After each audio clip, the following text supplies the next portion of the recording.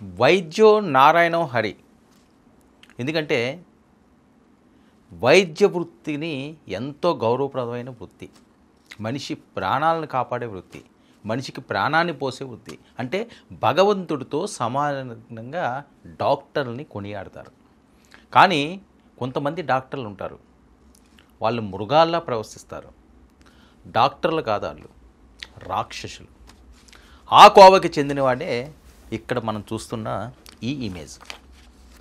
ఈ డాక్టర్ చేతిలో సెతస్కోప్, సూది కాదు, తుపాకులు, బుల్లెట్లు. చికిత్స కోసం కాదు, మారణ హోమానికి సిద్ధమవుతున్న నెట్వర్క్. ఎంత దుర్మార్గం అండి! ఒక ఎంబీబీఎస్ చేసి ఒక డాక్టర్ వృత్తి చేసుకుంటా ప్రాణాలు పోయవలసిన వాళ్ళే అన్యాయంగా, దుర్మార్గంగా ప్రాణాలు తీసే పనిలో పడ్డారు అంటే సమాజం ఎటువైపు పోతుందో కళ్ళకు కట్టినట్టు కనిపిస్తుంది. ఇక ఉమర్ నబీ పేరు సాధారణంగా వినిపించినా అతని మాటలు మాత్రం నిరంతరం పేలుడు సౌండ్.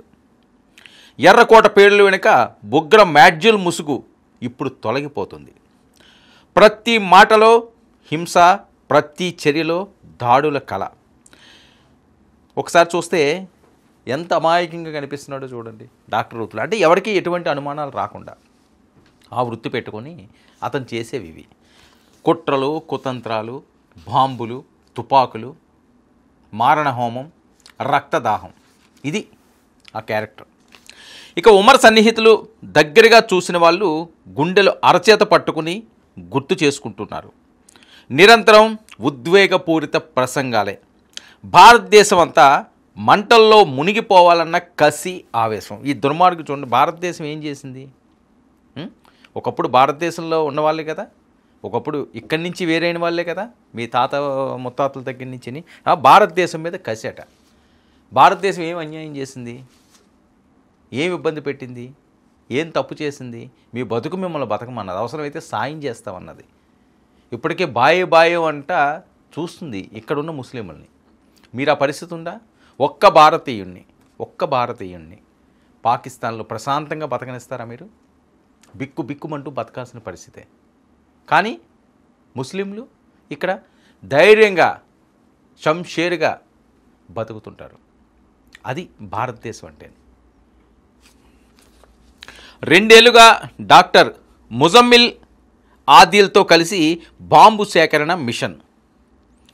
పాకిస్తాన్ జైషే మహమ్మద్ కోసం అమోనియం నైట్రేట్ సేకరణ. చూడండి ఎంత దుర్మార్గమో. ఇక ఫరీదాబాద్ మాడ్యూల్తో కదిలిన డొంక, తొలగిన నెట్వర్క్ ముసుగు.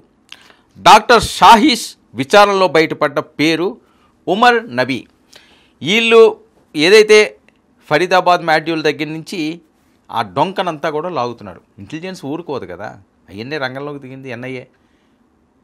ఏ రేంజ్లో ఉంటుందో వేరే చెప్పాల్సిన అవసరం లేదు, మొత్తం లాగుతున్నారు. లాగితే వచ్చిన పేరు ఏంటంటే ఉమర్ నబీ. డాక్టర్ షాహీన్ను శ్రీనగర్కు తరలించి విచారిస్తున్న దర్యాప్తు సంస్థలు. షాహీన్తో పాటు ఆమె అన్న పర్వేజ్ సయ్యద్ కూడా అదుపులోకి తీసుకున్నారు. ఇక గురుగాంలో అమోనియం నైట్రేట్ సరఫరాదారుడు గుర్తింపు. అతడి కోసం భద్రతా సంస్థలు వేటాడుతున్నాయి. ఇక జమాత్ ఉల్ మొమినాత్, మహిళా ముసుగు వెనుక జిహాద్. వీళ్ళు ఒక రకంగా కాదండి, భారతదేశంలో ఎక్కడైతే స్లీపర్ సెల్స్ ఉన్నాయో వాటిలన్నింటినీ కూడా యాక్టివ్ చేస్తున్నారు.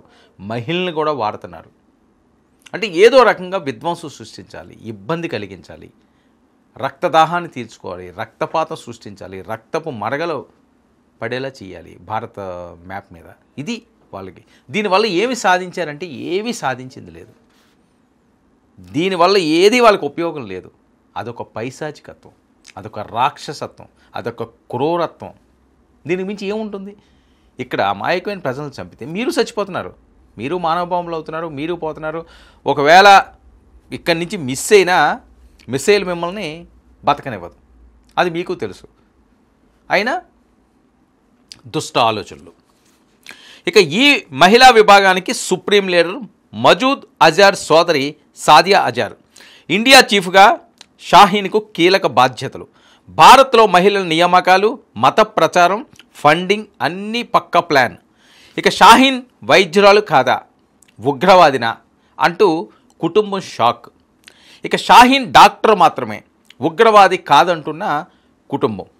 ఇక ఉగ్రవాది అంటుంటే నమ్మలేకపోతున్నామని కంటతడి పెట్టిన ఒక సోదరుడు మహ్మద్ షోయిబ్. అంటే వాళ్ళ ఇంట్లో వాళ్ళకి కూడా కొంతమందికి తెలియదు.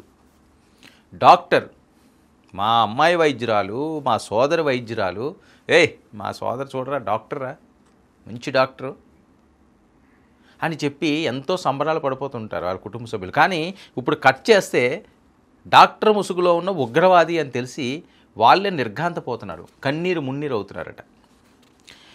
ఇక బుర్కా ధరించిన ఈమె ఇంత క్రూరంగా మారిందా? పెళ్ళిళ్ళలో తప్ప ఎప్పుడు బుర్కా ధరించలేదంటున్న డాక్టర్ షాహీన్ మాజీ భర్త డాక్టర్ జాఫర్ హయత్. ఇక ఇంటెలిజెన్స్ చెబుతుంది, ఏం చెప్తుంది? డాక్టర్ కాదు మృగం. ఇంటెలిజెన్స్ చెప్తున్న మాట ఇది. ఇక ఆమె జైషే నెట్వర్క్లో కీలక లింక్. విచారణలో మరో 2 పేర్లు, ఇద్దరూ వైద్యులే కానీ మిషన్ వేరే. చూడండి, ఈ ఒకదానితో కాదు ఇంకా చాలా అంశాలు ముడిపడి ఉన్నాయని. ఇక అల్ ఫలా యూనివర్సిటీ లింక్, డాక్టర్ షాహీష్ ముజమిల్ గనగి మరో వైద్యుడు. ముగ్గురు జైషే మహమ్మద్ అన్సార్ గజ్వత్ ఉల్ హింద్ నెట్వర్క్లో ఫుల్ యాక్టివ్. కశ్మీర్ నుంచి ఉత్తరప్రదేశ్ హర్యానా దాకా మాడ్యూల్ వ్యాప్తి. ఒక ప్రాంతం కాదండి, కాశ్మీర్ నుంచి హర్యానా దాకా వయా ఉత్తరప్రదేశ్. ఇవన్నీ కూడా స్లీపర్ సెల్స్ని యాక్టివేట్ చేస్తున్నారు, ఏదో రకంగా విధ్వంసం సృష్టించాలని చూస్తున్నారు. చాలా దారుణాలకి తెరలేపడానికి వీళ్ళు ప్లాన్లు చేసుకొస్తున్నారు. ఇక వైద్య విద్యతో జీవితాలు గడపాలనుకున్న వారు ఇప్పుడు చావుకు ప్రతీకలయ్యారు. ఇక ముసుగు వెనుక జిహాదీ మనసు. శతస్కోపులు చేతిలో పట్టుకుని శరీర రోగాలు బాగు చేసిన వారు ఇప్పుడు బాంబులు తయారు చేస్తున్నారంటే లోకల్స్ అందరికీ బిగ్ షాక్. ఆ ప్రాంతాల్లో ఉన్న వాళ్ళు ఇప్పుడు దాకా ఏమనుకున్నారు, వీళ్ళు ఏదో వైద్యులు, వాళ్ళ దగ్గర చాలామంది చికిత్స చేయించుకుని ఉంటారు, ఒరిజినల్ డాక్టర్లే కదా. వెనకాతల ముసుగు వెనకాతల ఆ క్రూరత్వం ఉంది, ఆ ఉగ్రవాదత్వం ఉంది. కానీ బయటికి డాక్టర్లే, వాళ్ళందరూ ఇప్పుడు వణికిపోతున్నారట. ఏంటి ఇంత దుర్మార్గుల దగ్గర, ఈ పిశాసుల దగ్గర మనం ఇప్పుడు దాకా వైద్యం చేయించుకున్నది, ఈ రాక్షసులతోట మన బాధలు చెప్పుకున్నది అని చెప్పి వాళ్ళందరూ కూడా ఒక టెన్షన్లో ఉన్నారట. అలాంటి పరిస్థితి ఈరోజు వీళ్ళని. సో తస్మాత్ జాగ్రత్తగా ఉండాల్సిన అవసరం ఇది. ఏంటంటే ఒక గుణపాఠంలా ఉండాలి భారతదేశానికి. ఎవరిని కూడా నమ్మడానికి లేదు. ప్రతి ఒక్కరు కూడా జాగ్రత్తతో డాగ కన్ను వేయాల్సిన అవసరం ఉంది. ఎంతసేపు ఇంటెలిజెన్స్ చేస్తుంది, పోలీసులు చేస్తారు, ఎన్ఐఏ చేస్తుంది, ఇది కాదు కదా. మన బాధ్యత కూడా మనం నెరవేర్చుకోవాల్సిన. మన పరిసర ప్రాంతాల్లో ఏమవుతున్నది, ఈ డాక్టర్ ఏం చేస్తున్నాడు, ఆడి టైమింగ్స్ ఏంటి, ఆడి మాట తీరు ఏ రకంగా ఉంది, ఏ రకంగా అతను ఇలాంటి వాటికి పాల్పడడానికి అవకాశాలు ఏమున్నాయి, మన పక్కన ఉన్నప్పుడు ఖచ్చితంగా ఏదో ఒక లింక్ దొరుకుతుంది. వాటిలన్నింటినీ జాగ్రత్తగా కనిపెట్టాల్సిన అవసరం ఉంది. ఇక ఉగ్రవాదం ఇప్పుడు శరీరంలో కాదు, మనసులో వైరస్. ఆల్ ఫలా వర్సిటీతో సంబంధాలు ఉన్న డాక్టర్ షాహీన్కు ముజమిల్ గనయితో పాటు మరో వైద్యుడితో సంబంధాలు ఉన్నట్లు విచారణలో వెల్లడి. ఈ ముగ్గురు జైషే మహమ్మద్ అన్సార్ గజ్వత్ ఉల్ హిందో కలిసి పనిచేసినట్లు కూడా పక్కా ఇన్ఫర్మేషన్ వచ్చింది.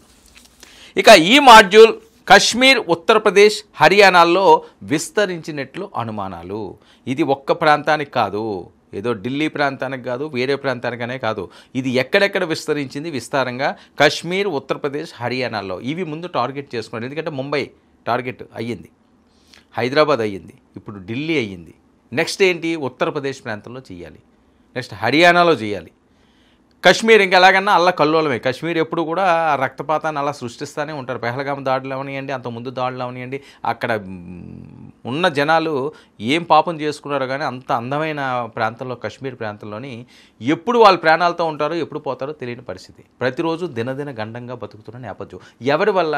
ఒక ప్రశాంతమైన వాతావరణంలో ఒక అద్భుత కాశ్మీరు, దేవతల ఊర్లో ఉంటుంది కాశ్మీర్.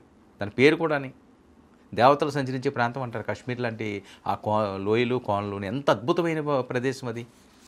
భారతదేశంలోనే ఒక అద్భుతం కాశ్మీర్. అలాంటి కాశ్మీర్లో నిత్యం రక్తపాతాలే. దేనివల్ల? పాకిస్తాన్ వల్ల. అంటే ప్రశాంతంగా వాళ్ళు బతకరు, ఇంకొకరు బతికితే చూడలేరు. సో గతం అయిపోయింది. భవిష్యత్ ఏంటి? మళ్ళీ ఇలాంటివి జరగకూడదు. ఎక్కడ ఏ కలుగుల్లో ఎవరు దాక్కున్నా బయటికి లాక్కొస్తున్నారు. పొగ పెట్టడం మొదలెట్టింది. ఎన్ఐఏ పొగ పెట్టింది. అది మహిళలు అవనియండి, వేరే వాళ్ళు అవనియండి, వేరే వాళ్ళు అవనియండి. భారతదేశంపై కుట్ర పూరిత ఆలోచనలు వచ్చినా, దాడులకు పాల్పడాలని చెప్పి ఏమైనా యాక్టివిటీస్ చేసినా పూర్తిగా మట్టిలో కలిపేయడానికి సర్వం సిద్ధం చేశారు. ఇప్పటికైనా బుద్ధి తెచ్చుకుని వెనక్కి వెళితే సేఫ్, మూటాముళ్ళు సర్దుకుని. లేదు ఇక్కడే ఉంటాం, ఇంకా మేమేదో చేస్తామనే ఆలోచన ఎవరు వచ్చినా, ఏ రూపంలో వచ్చినా వాళ్ళు మాత్రం బతికి బట్ట కట్టడం అసంభవం అంటున్నారు.